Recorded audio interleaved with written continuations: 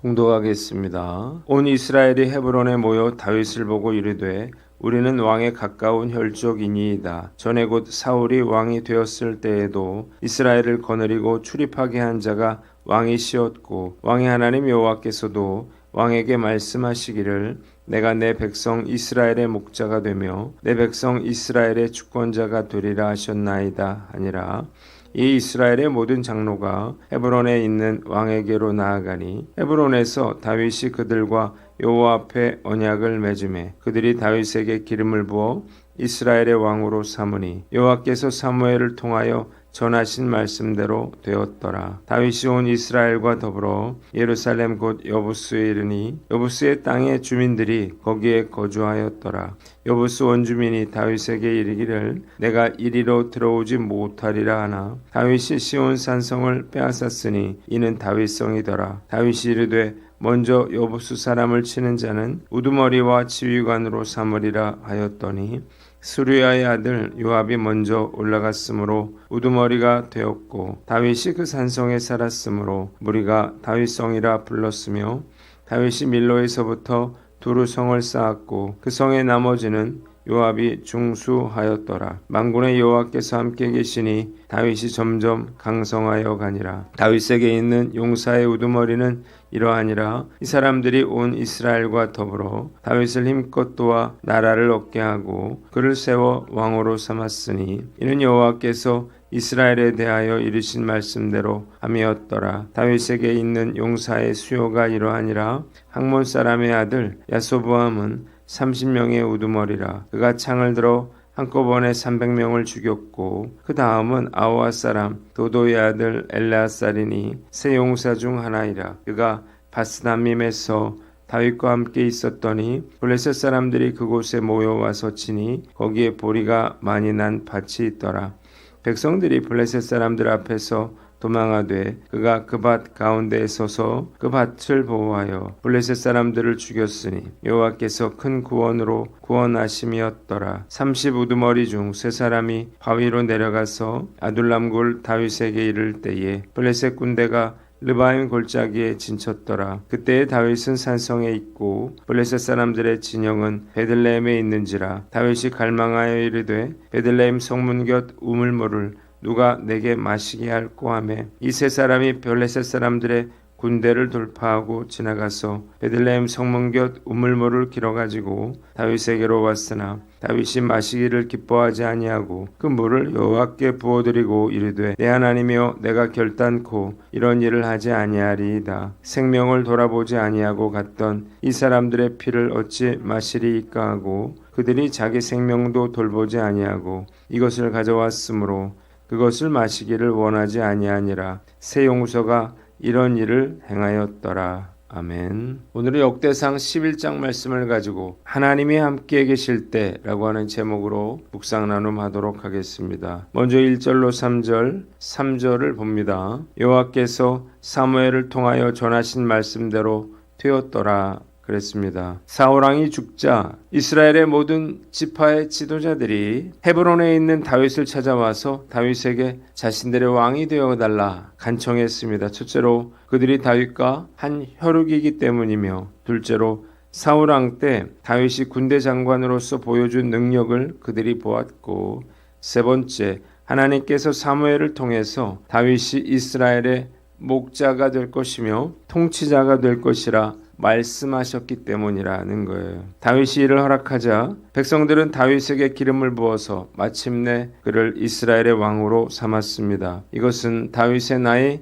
17세 때에 사무엘이 그에게 기름 부은 이후에 20년 만에 이루어진 일이었습니다. 그는 이후에 33년간 통일 왕국을 다스리게 됩니다. 본문이 우리에게 주는 교훈이 있는데 첫째로 약속의 성취를 확신하라는 것입니다. 다윗이 이스라엘의 왕이 될 확률은 0.01%도 되지 않았습니다. 사실 다윗도 모진 어려움 속에서 이를 믿지 못했을 것입니다. 수없이 배가 고팠고 거할 곳이 없어서 동굴에서 살았고 믿었던 사람들에 의해서 배신을 당하기도 했습니다. 무엇보다 힘들었던 것은 자신 때문에 고통받았던 사람들 이었습니다. 그가 얼마나 많은 자책을 했을까요? 수없이 낙심하고 두려워했지만 결국 그는 하나님께서 말씀하신 대로 이스라엘의 왕이 되었습니다. 놀라운 사실은 다윗이 왕이 되려고 한 번도 인간적인 방법을 사용하지 않았다는 것입니다. 오히려 그는 자신이 아니라 사울의 아들 요나단이 왕이 되기를 간절히 원했습니다. 왕권을 지키기 위해서 몸부림을 쳤던 사울과 달리 그는 그 어떤 정치적인 계산도 하지 않고 인간적인 노력도 기울이지 않았습니다. 그러나 블레셋과의 전쟁에서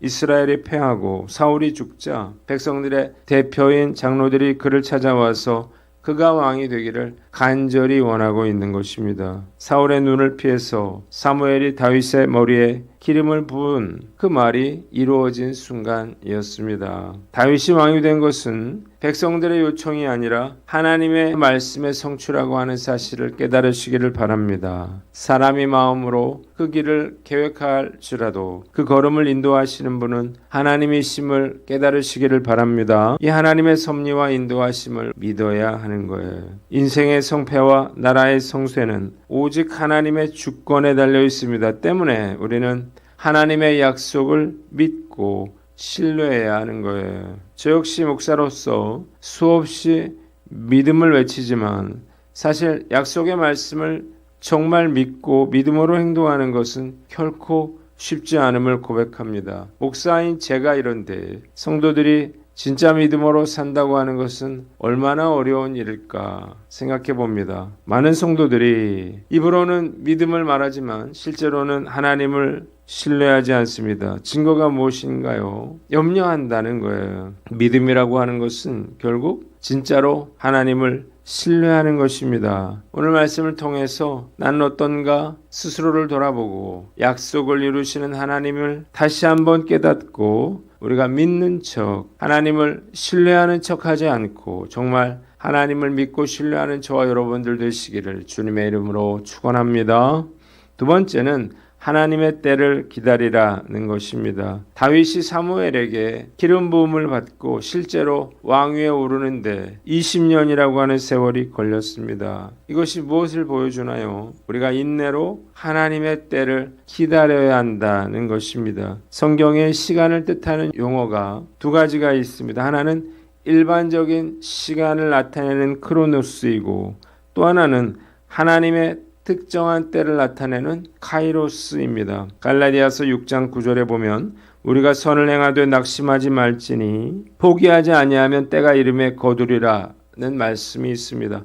이 카이로스의 때를 아는 것이 지혜인 것입니다. 그리고 이 때를 기다릴 줄 아는 믿음이 필요합니다. 왜냐하면 선을 행하면서 낙심치 아니하면 하나님이 정하신 그때에 열매를 거두게 될 것이기 때문이에요.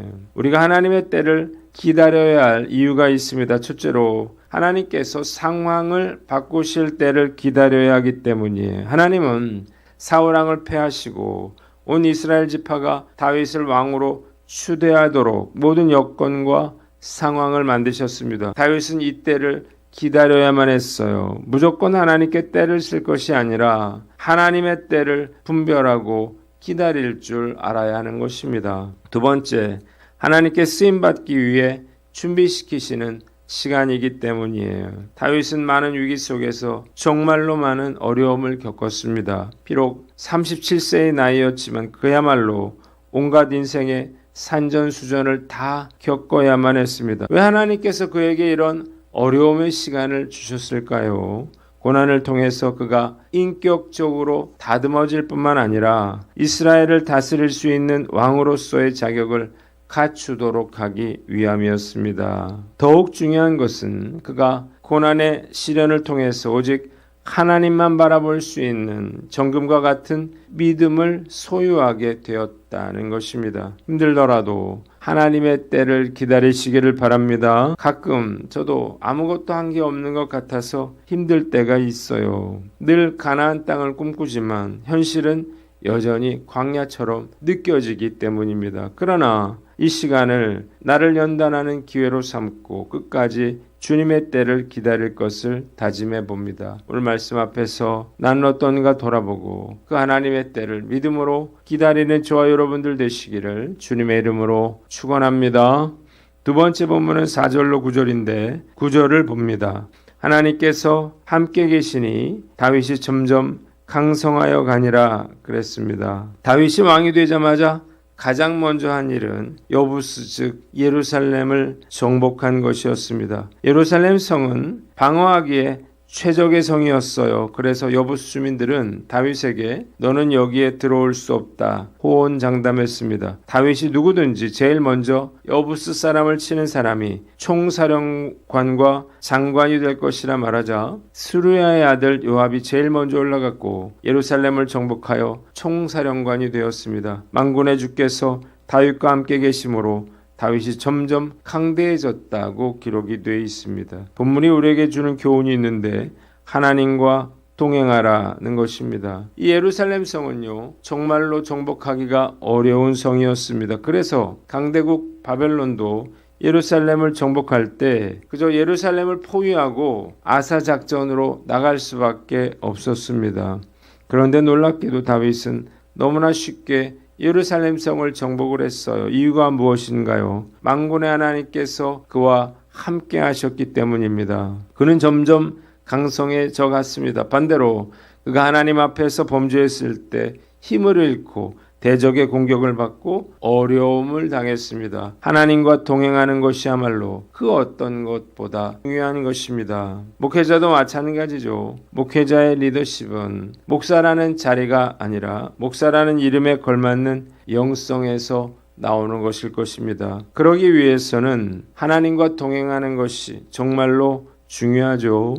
하나님과 함께하는 목회자는 결코 성도들이 무시하거나 짓밟을 수가 없습니다. 그를 무시하고 짓밟으려면 그와 함께하는 하나님을 무시하고 짓밟아야 하기 때문이에요. 우리가 하나님과 동행하려면 어떻게 해야 할까요? 매 순간 주님을 의식하면서 주님 말씀에 순종하려고 노력해야 합니다. 하나님이 하라는 것을 하고 하지 말라는 것은 하지 않으려고 노력해야 합니다. 이 사실을 너무나 잘 알면서도 죄의 유혹에 넘어갈 때가 많죠. 주님과 동행하지 못한다면 결국 아무것도 할 수 없다는 사실을 깨닫고 오늘 하루도 주님과 동행하는 일에 최선을 다하는 저와 여러분들 되시기를 바랍니다. 마지막으로 10절로 19절인데 18절에 이 세 사람이 베들레헴 성문 곁 우물물을 길어가지고 다윗에게로 왔으나 그랬습니다. 다윗이 왕이 될 수 있도록 적극적으로 도왔던 30인의 용사들이 있었습니다. 이 중 첫째 세 용사는 11절의 야소부암, 12절의 엘라살, 사무엘하 23장 11절의 삼마다 그리고 30인의 용사 중 둘째 세 용사 역시 앞에 세 용사에는 미치지 못했지만 최선을 다해서 다윗에게 충성했습니다. 이 세 용사가 절벽에 있는 아둘람 동굴로 다윗을 찾아갔을 때에 다윗은 산성 요새에 있었고 블레셋 군대의 진은 베들레헴에 있었습니다. 다윗이 무심코 누가 베들레헴 성문 곁에 있는 우물물을 나에게 길어다 주어 마시게 하겠느냐 말하자 이 세 용사가 블레셋 진을 뚫고 나가서 베들레헴 성 곁에 있는 우물물을 길어가지고 와서 다윗에게 바쳤습니다. 다윗은 내가 목숨을 걸고 길어온 물을 어떻게 마시겠느냐면서 그 물을 제단에 부어 드렸습니다. 본문이 우리에게 주는 교훈이 있는데 다윗의 리더십을 배워라는 것입니다. 다윗에게는 그로 하여금 나라를 얻게 하고 그를 세워 왕으로 삼은 용사들이 있었는데 그들의 충성심과 용기는 그 어떤 다른 나라의 용사들과 비교할 수가 없었습니다. 다윗은 어떻게 이렇게 탁월한 용사들을 얻을 수가 있었을까요? 첫째로 하나님께 대한 다윗의 충성이었습니다. 다윗은 철저하게 하나님만 신뢰하고 의지했어요. 그래서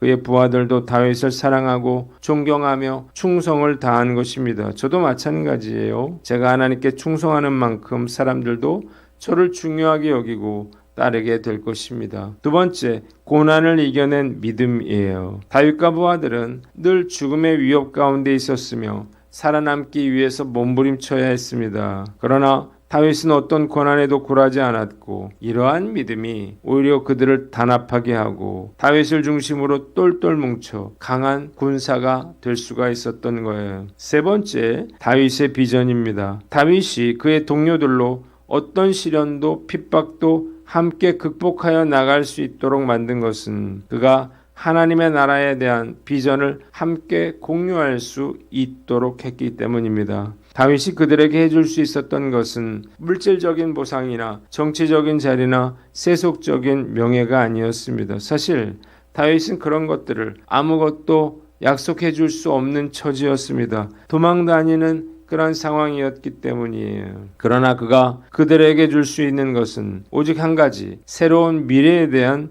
비전이었습니다. 암울한 역사에 하나님의 나라를 세우겠다고 하는 그 비전으로 똘똘 뭉칠 수 있었던 거예요. 말씀을 묵상하면서 지도자라면 마땅히 이런 리더십을 가져야겠다는 생각이 듭니다. 이런 지도자가 있다면 저도 그를 따르고 충성하고 싶은 충동을 느낍니다. 부족하지만 하나님께서 저를 목회자로 세우셨으니 다윗처럼 이런 충성과 비전을 갖추도록 노력해야 할 것입니다. 오늘 말씀 앞에서 나는 어떤가 돌아보고 다윗의 리더십을 배워 우리에게 맡겨주신 귀한 사명을 감당해 나가는 저와 여러분들 되시기를 주님의 이름으로 축원합니다. 기도하겠습니다. 하나님 아버지, 우리가 하나님의 약속의 성취를 믿고 하나님의 때를 기다리며 주님과 동행하며 다윗과 같은 리더십을 배우게 하여 주시옵소서.